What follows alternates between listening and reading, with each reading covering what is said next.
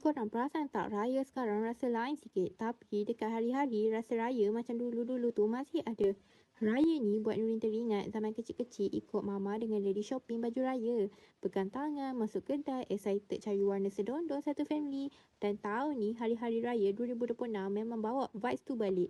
Hari ni Nurin ada dekat hari-hari Tun Ismail Kuantan. And yes, semua outlet hari-hari satu Malaysia sekarang tengah promo. Serius cakap, baju dekat sini semua lengkap. Dari budak kecil sampai orang dewasa, saiz banyak, colour pun macam-macam pilihan.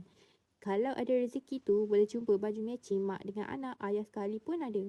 Dan part paling best, ada jualan clear stock baju raya harga dari RM5, RM10 dan RM25 je. Murah-murah kan? Murah sangat sampai rasa nak borong.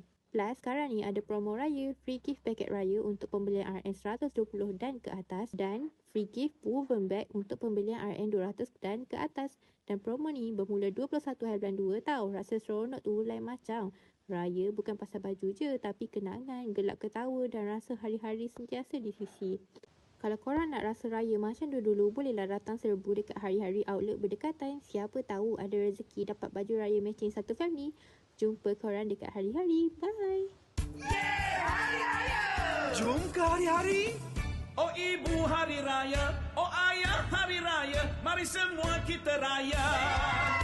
Hari-hari raya, Aidilfitri mulia, hari-hari bergaya, hari-hari ceria. Hari-hari raya, barang murah semua ada, berkualiti dan berharga. Hari-hari raya.